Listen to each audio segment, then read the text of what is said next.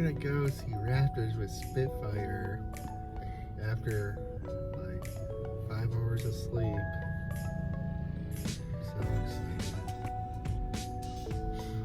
There are so many cars. There's cars. I'm glad we have a room for the night because I can't picture like having to check out this morning on top of everything. At least we didn't have to like beg for a ride to the Raptor show. Yeah. That was fun. Oh my god, we're moving. Holy cow, that's amazing. How did you guys hear about the event? The fair. Facebook. Yes. Facebook. Convention. What was that? A convention. A convention. Fantastic. Well, thank you all so much, especially if this is your first time, not only to Xtreme, but to Schlitz Audubon. We hope that you enjoy every aspect of it. Our event today goes towards supporting the Raptor program here at Schlitz Audubon. We have 15 non-releasable birds that live here that go throughout the entire state of Wisconsin to spread environmental education.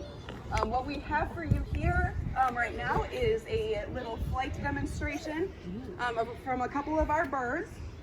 We're really excited to share that. Also running our Adopt Them All campaign.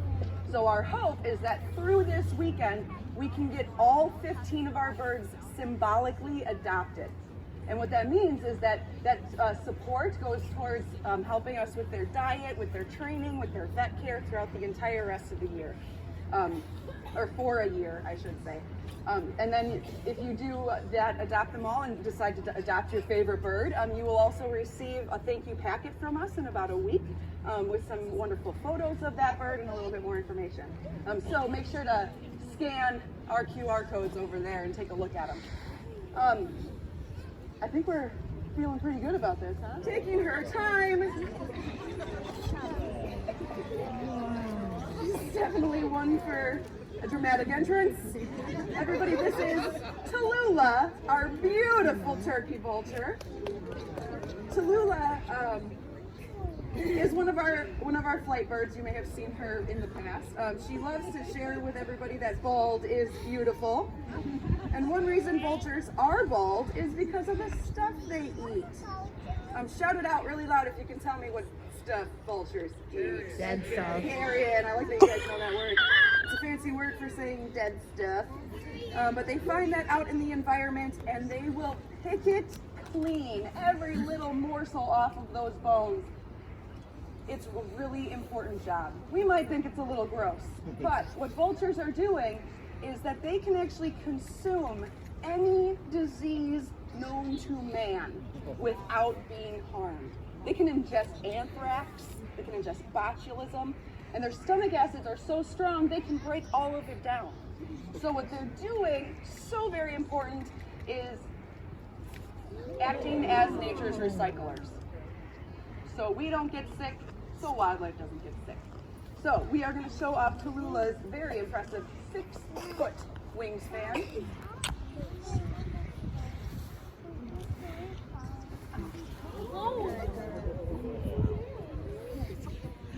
And those wings, they're like huge sails on her body. So we're kind of keeping her flights a little smaller. So if those gusts of wind come through, she doesn't go on an extreme adventure.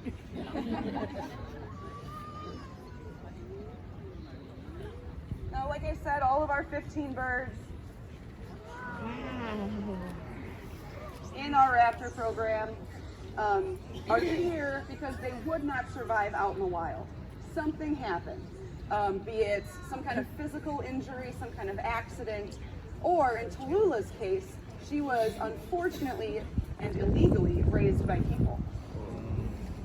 So they would not survive out in the wild. What happened, I'm actually going to have you, Mr. Bruce, come a little closer. The breeze is coming just from the perfect angle. God. So when a baby bird has hatched out of the egg and it's learning about the world around them, if it sees a mom and dad vulture, it goes, oh, this is what I am. And it starts to associate with that. If it sees a human, it thinks, oh, this is what I am. And it starts to associate with that. So this is called the process of imprinting. So they can imprint on their parents, but they can also imprint on humans. So when that period of learning closes, it's permanent. You cannot actually then take an imprinted bird, a human imprinted bird, and release them out into the wild. They would have no idea how to take care of themselves.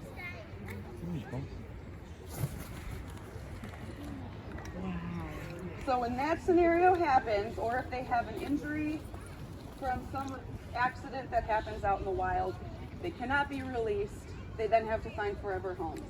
So that's why all of our birds live here at Schlitz Audubon.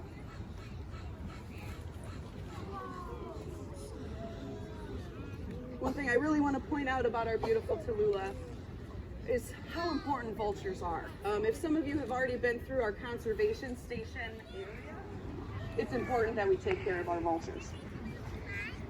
And in fact, Tallulah thinks it's so very important that she loves to make friends. She also very much loves sponsors. But we have to say goodbye to Miss Tallulah. I am so very sorry, because we have other birds that are gonna have to come out to meet everybody.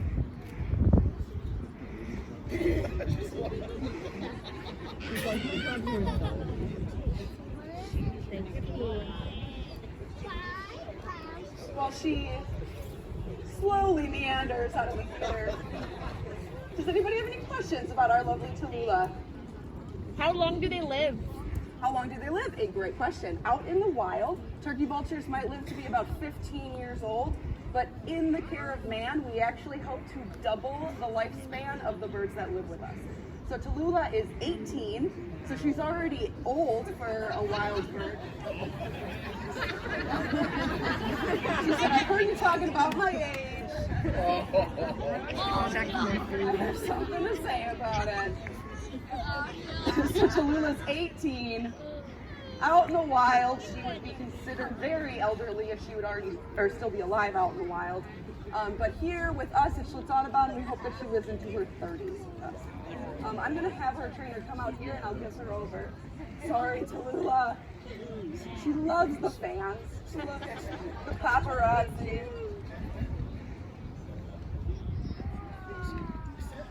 But it's supposed to be a 30-minute show, so we have to keep her moving. All right. Any other questions about between a vulture and a buzzard?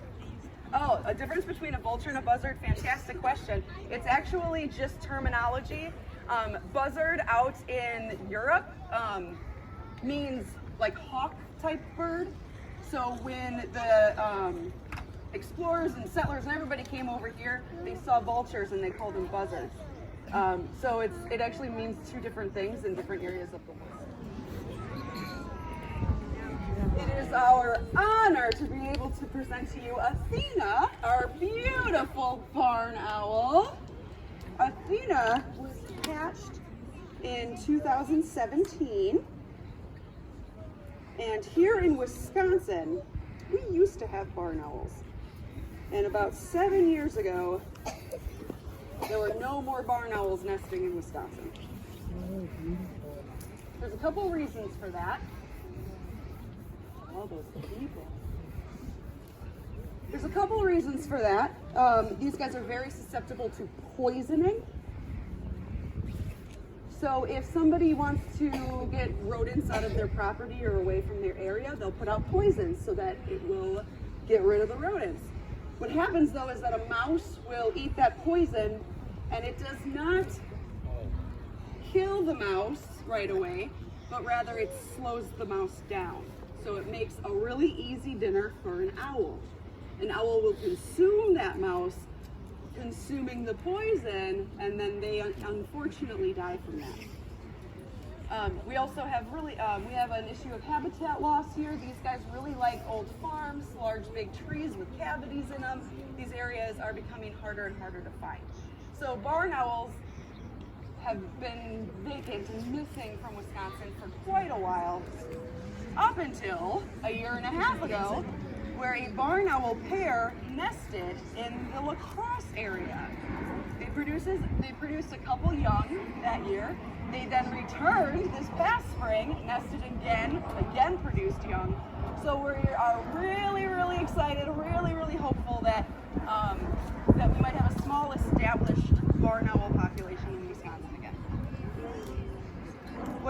is showing everybody so very well is her amazing hearing. So when you see her and she's swaying her head back and forth, kind of looks like she's dancing to music in her head. But what she's doing is a behavior called triangulation, which is a really big word. But what it means is she's taking all that sound that's coming to her ears into that beautiful face of hers, and she is able to, by moving her head just a little bit, she can figure out exactly where that sound is coming from. Now, barn owls have some of the best hearing of any animal on the planet. And the reason they have a couple tools on their body to help them with such good hearing. So if you look at her, she's got this beautiful heart on her face. Sometimes it gives them the nickname the sweetheart owl. But that heart is a facial disc made of really stiff feathers. And it's like a satellite dish. So it's taking all those sounds and funneling it straight to her ears. A barn owl's hearing is so good that if there was a mouse at the top of the hill back there, she could hear its heartbeat. That's how amazing their hearing is. Yes, these guys are built to be some of the best hunters out there. An owl, lighter, lighten yourself up. An owl, like a barn owl, like Athena, can catch its prey 9 times out of 10.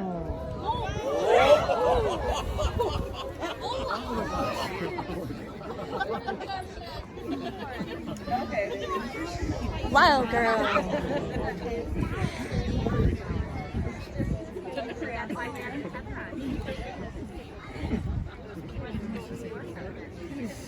It's your own.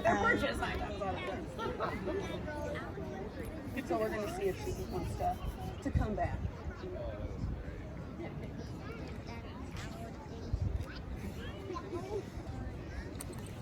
So an owl can catch their prey 9 times out of 10, where a hawk, like some of the hawks you have met today so far, possibly, they catch their prey 3 times out of 10.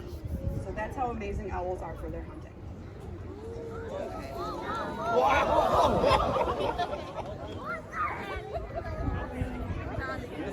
Appreciate everybody's help and patience.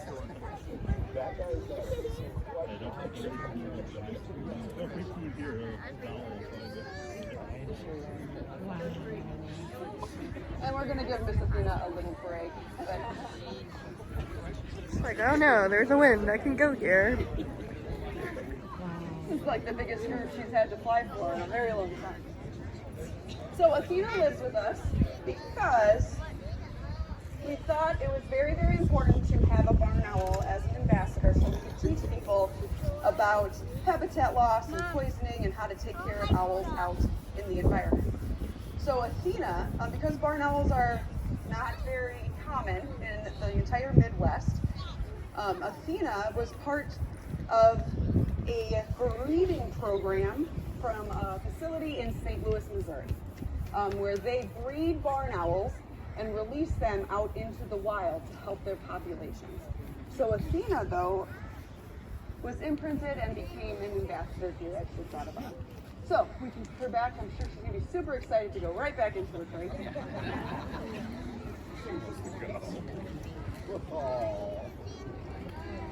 Hi, birdie.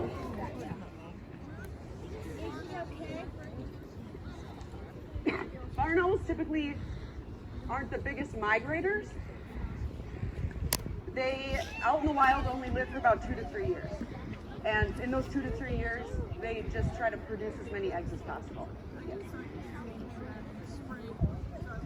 Oh, I'm sorry, they return to the nest site this spring. The nesting pair return to the nest site. Yep. So, did you have another question up there? Yeah. Where are they most common in North America? More down south, out east, pretty much everywhere but the Midwest, of course, you know. But they are also, barn owl species are found on every continent except for Antarctica. So they're relatively adaptable. It's just that they're facing these issues right now. I heard some people say his name. Everybody's so excited because guess who's here? You know him. Yeah. I'm so excited too. Oh my goodness gracious. Hi.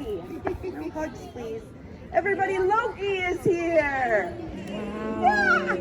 So some of you have met Loki before at State Fair, for example. But if this is your first time meeting Loki, he's kind of a big deal. Loki is an American crow. Crows are some of the most intelligent animals on the planet.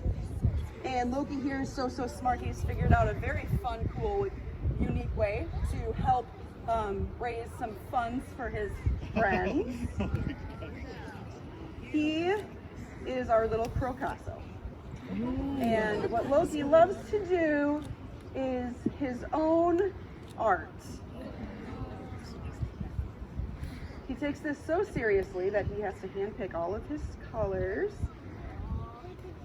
Now, if you go to the QR codes or go to our auction site, you will see that Loki is going to do a painting for this program. He's going to do another one in the afternoon, and these paintings are actually part of the auction. So you can own your own original Loki art.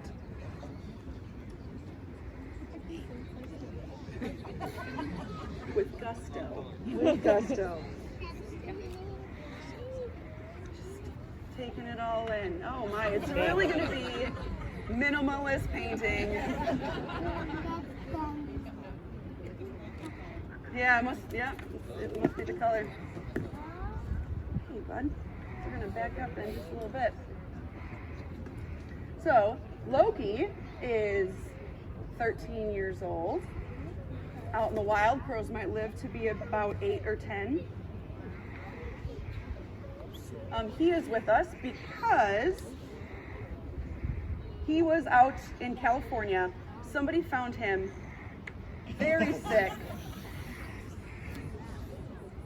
He was very ill. A couple awesome dots. Like it'll be a connect the dot painting. And I think what we'll do too is maybe we'll be able to finish the artwork in private. But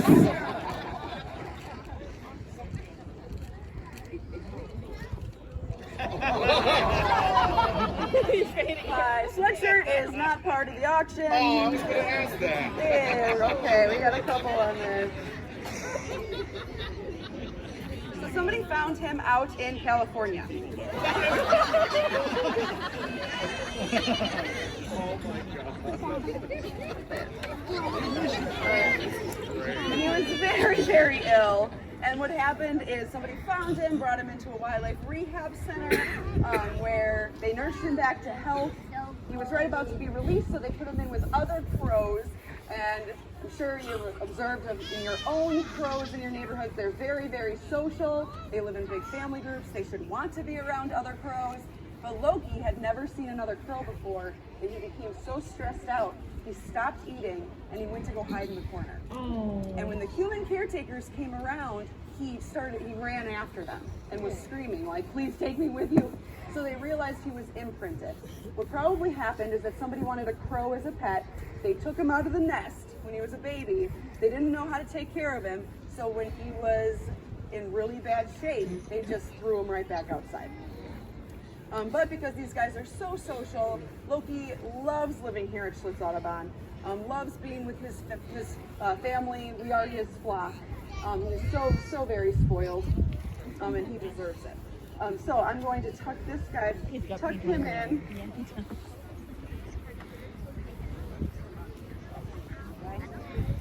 And I can assure you we will finish the painting later. And I will film it to prove that it's not me Loki is painting. We hope that you enjoyed our program. Thank you so much for spending some time with us. The Eagles are out at the grassy lot. Have a great rest of the day. Thank you.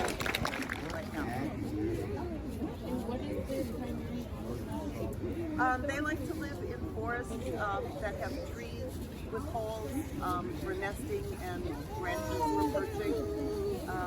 They're not picky eaters, so anything that fits in their talon, they'll eat. But you can see she's got very small feet, so she has to eat small prey items. So things like worms and insects, a small vole or small mouse, that type of thing would be what they would be eating.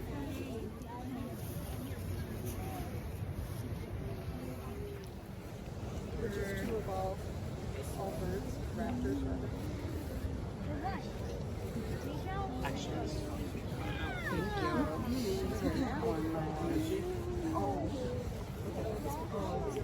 Oh, who's this little guy?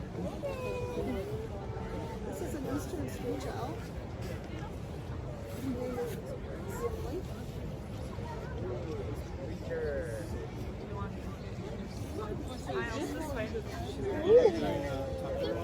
Baron's rested, but we got Gimli over here. Sorry. I'm sorry. You're good. Take some stance. Oh gosh. He's fine. Oh my gosh.